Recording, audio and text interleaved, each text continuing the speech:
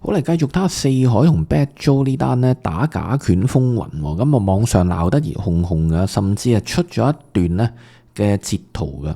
咁而四海本人呢，就話呢一個圖係偽造嘅，咁亦都呢，因為始終就彈咗出嚟啦個波，咁啊開始得波子呢就彈嚟彈去，話偽咗一張咁嘅聊天記錄呢有幾難，讓他錄個屏呢，點開我個人信息看看是不是我的微信。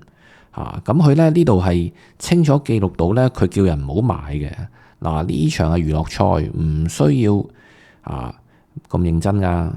嗰條友咧唔知打唔打，咁我買佢定買你？唔好買我明，同佢玩2個回合先。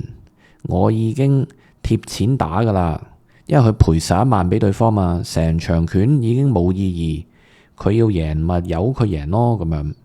咁而家咧就大家因為呢段咁嘅截圖咧就開始討論喎，咁人就話陰謀論啊，其實講真呢個羅四海自己都有推薦嗰個外圍網嘅喎，而家又引發咗一個外圍網喎，係犀利啊！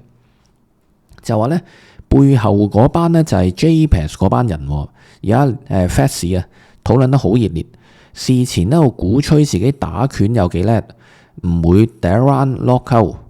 跟住呢，即係佢唔會第一 round KO 啊 Bad Joe 嘅，就同佢玩1個回合先。跟住後尾呢，就話扮唔夠氣 KO 唔到黑 Joe 呢。我記得當時個賠率好似有成9倍嘅喎，哇咁啊幾肥嘅喎。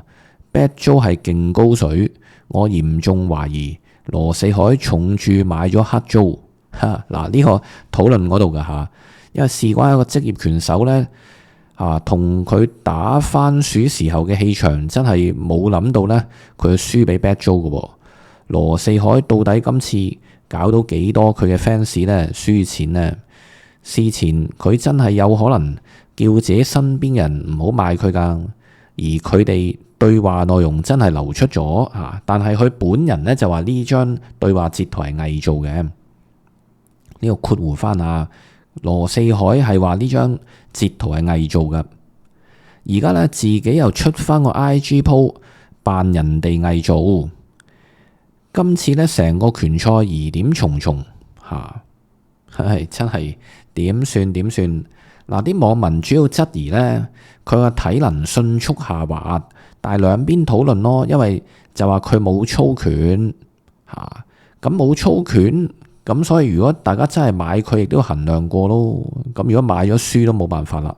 佢又冇隱瞞，佢話你話嗱，佢操到足，然後落到長幕氣咁啊領嘢啦。但係你睇佢過磅啊重泡泡嘅係嘛？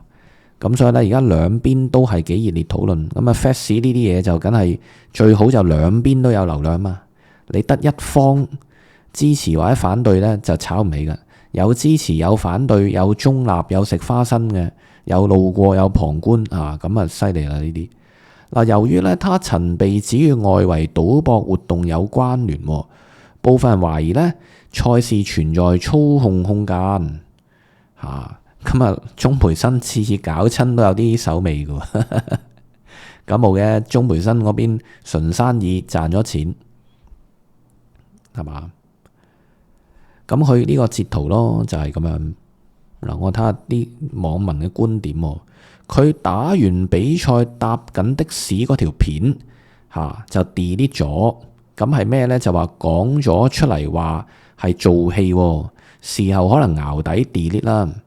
第一，佢可能太輕敵，可能佢呢半年呢掛住花天酒地，冇操拳太耐啦，所以佢打拳個狀態呢唔似以前。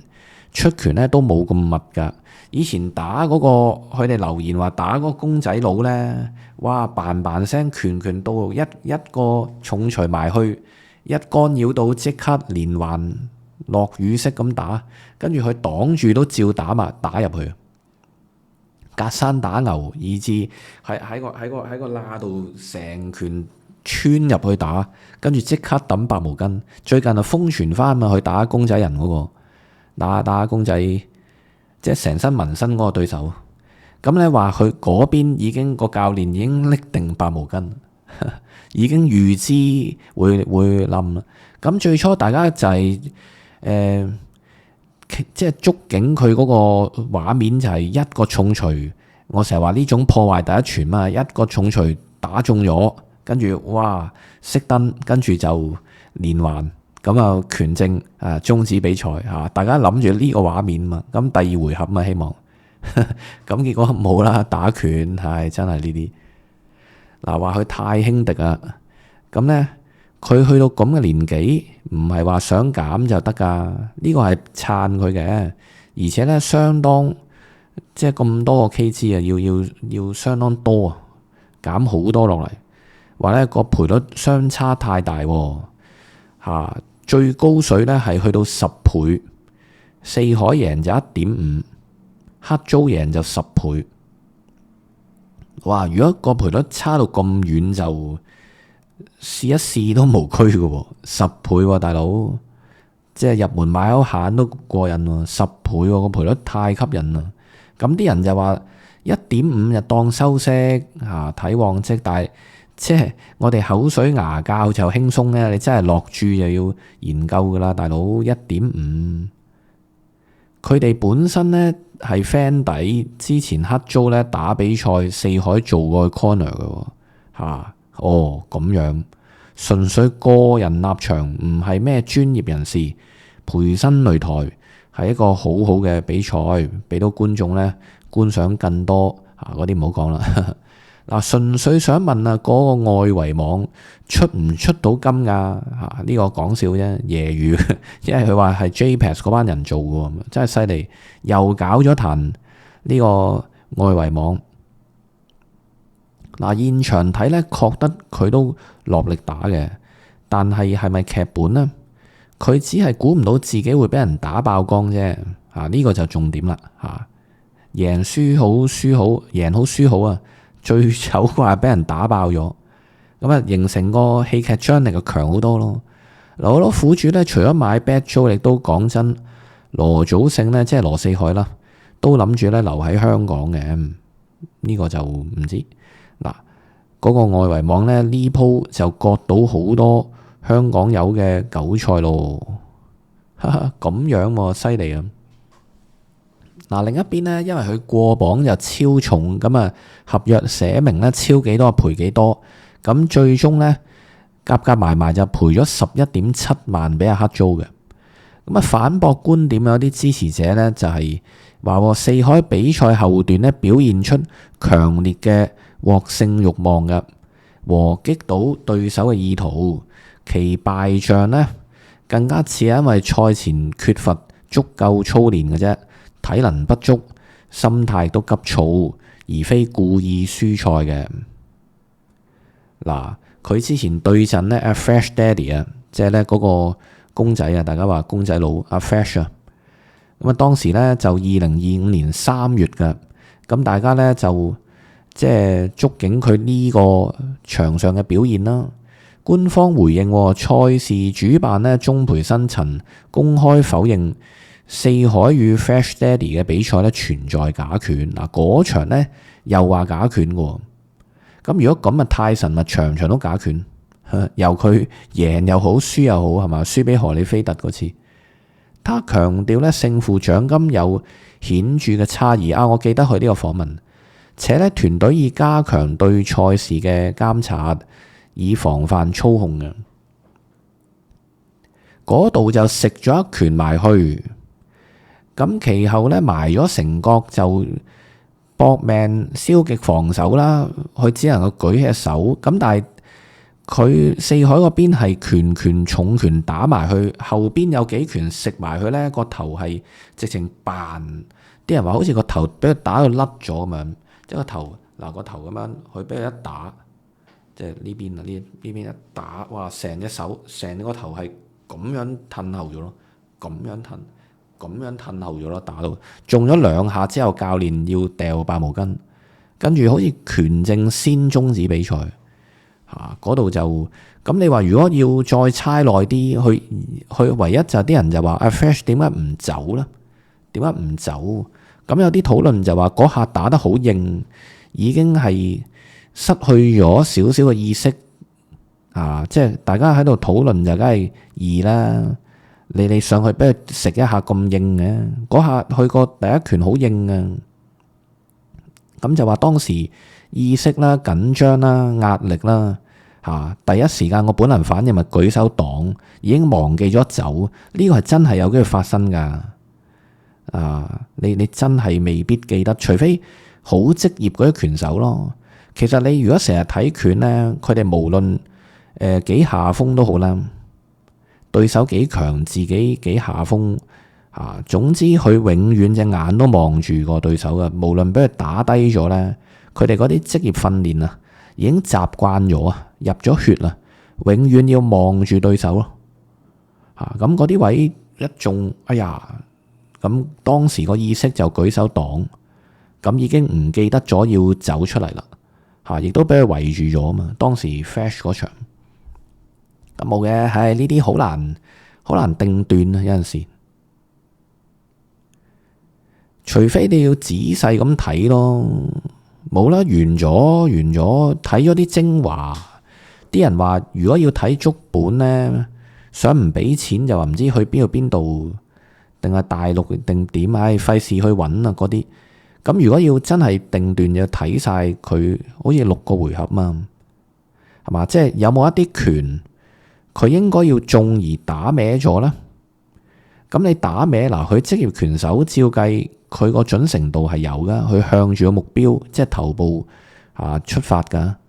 咁點解會打唔到？係佢自己身體體能下降，個手腦協調唔到啊？定係咁好嘢 Bad Joe 係閃到呢？佢係有不斷咧施壓嘅，但係嗰啲拳究竟係咪應該打到而打唔到呢？咁嗰啲要即係好仔細去睇咯。咁呢啲食花生啦，大家啲人話，你世界盃都有打卡波啦，仲喺度嬲呢啲拳，認真呢啲賽事嗱，又要賭輸咗，又要屌人打假。請問有邊個賭場唔係一早鋪排好？事前好多人叫人開戶口買，又話咩四海包贏，輸咗賠翻俾你。又係嗰啲口號喎，係嘛？又係嗰啲口號，真係好嘢！佢哋呢班智慧型罪犯啊，真係。By the way，老千局韭菜已割，外圍佬錢已袋，唔知贏到幾多錢啦？同埋最緊要贏咗有得出金啲人就食花生咯喺度。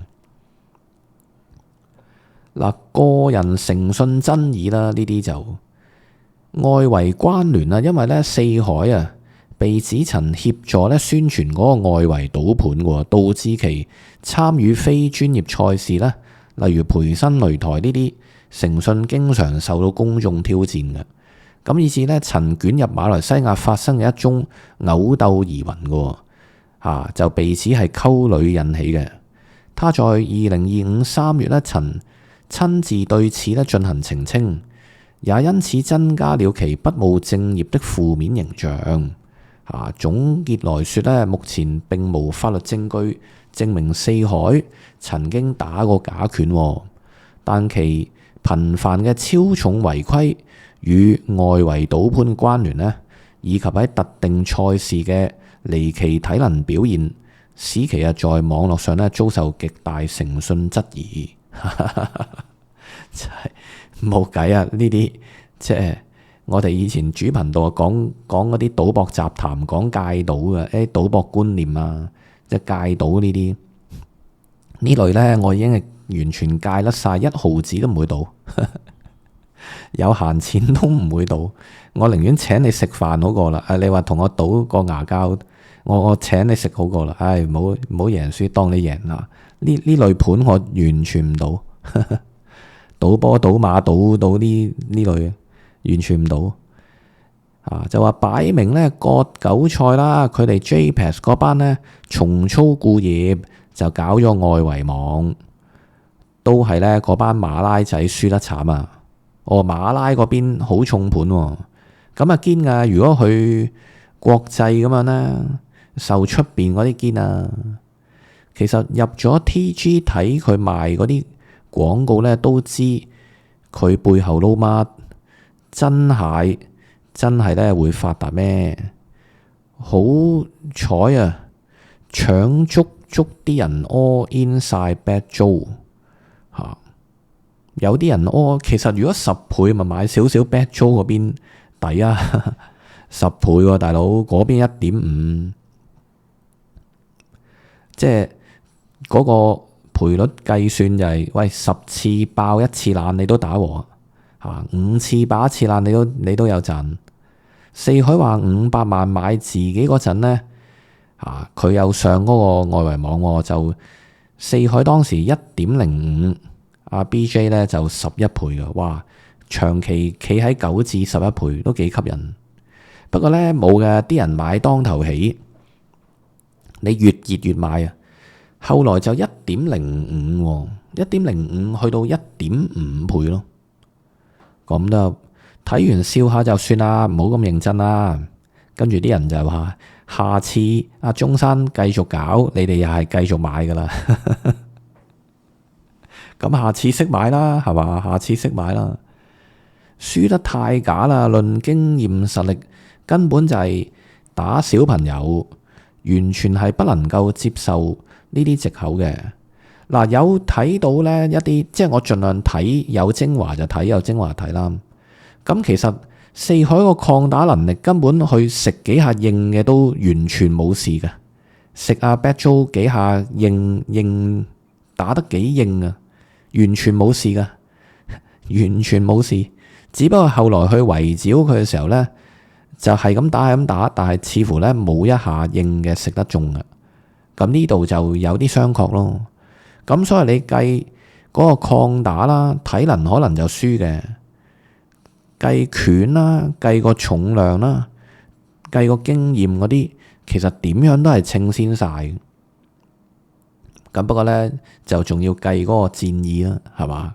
真係慘啦！計嗰個求勝心啊，嗰個有幾想贏啊，嗰下就慘啦嚇。咁呢啲啊計唔到啦嚇。我哋唔係佢心裏條蟲啊，嗰個戰意，估唔到啦。我見到咧，原來好多大陸佬咧就買四海，就話要收息，就500咁買啊，500萬啊。話咧我朋友都買咗3000，諗住佢上鋪45秒啊。係咯，上鋪第一回合 KO 啊嘛，咁佢協住呢個戰績咧就嚟到迎戰 Bad Joe 啦嘛，就話所以我今次唔會第一回合 KO 你，我第2回合先搞掂你。咁大家都着數啊，係嘛？咁莊家落場打，其實即係莊家可以控制賽果咯。呢鋪羅四海執撚到笑啊！真係好嘢，呢班永遠諗到啲賺錢嘅，又舐一波啦！原來咁好賺。我成日都係話細個就因為好多。細個時候無知嘅見識咧，就有個感，哇！咦，原來啲人咁易呃㗎，大個做老千啦，但係唔夠膽。原來真係咁易呃㗎，起壇嘢又搞掂，都唔係咁易嘅。都有好多要嗰個衝勁啊，嗰個行動力啊，嗰啲唔係咁易嘅。同埋要個頭腦啦、機智啦，同埋要好恨錢咯，同埋都唔係嘅啦，好想透過呢啲佢哋想去，即係佢哋贏到錢梗係開心啦，但係哇，又整壇嘢，又呃到班傻仔，嗰下呢先至係一個無比嘅嗰個，好似上咗癮，哇！要長期要做啲嘢就哇好開心啦嗰種，佢哋即係我講嗰個外圍波嗰班。根本同一班人收晒風傾晒偈，而家又話張圖係偽造，其實流出咗死口唔認啫，咁樣又好似好啱，怪自己買錯邊。不過呢，我冇賭，嗰個人話只係想拆穿佢哋，你根本唔明，佢由個真個性、真性情嘅人變成咗一個資本主義閒劇本割韭菜嘅機器。就咁樣喎，呢篇幾得意下，咁睇下大家又點睇啦？呢個呢，正如頭先個結論嚇，無法律證據咧證明四海有冇打假拳㗎。咁下次仲要賭呢啲咧，自己識賭啦。真係嗱，我哋呢集嚟到有線下呢邊咧係體育台大家咧歡迎睇耐啲啦。睇翻耐啲，因為個總時數咧未儲夠，仲要咧拍多幾條先得啊。咁我呢邊咧會希望每日更新到一條片嘅，暫時嚟講，因為依家冇盈利嘅呢度，佢個時數唔夠啊，重新開啟翻啫嘛。咁如果咧當日冇體育新聞咧，我會報一個 WE 嘅咁如是者就希望儲夠翻嗰個時數，開通翻盈利咧，繼續同大家咧關注不同嘅體育新聞啦。咁今集嚟到先，記得咧睇長啲片，同埋可以重溫翻啲舊片啦，幫手刷下啲時數咁感謝大家。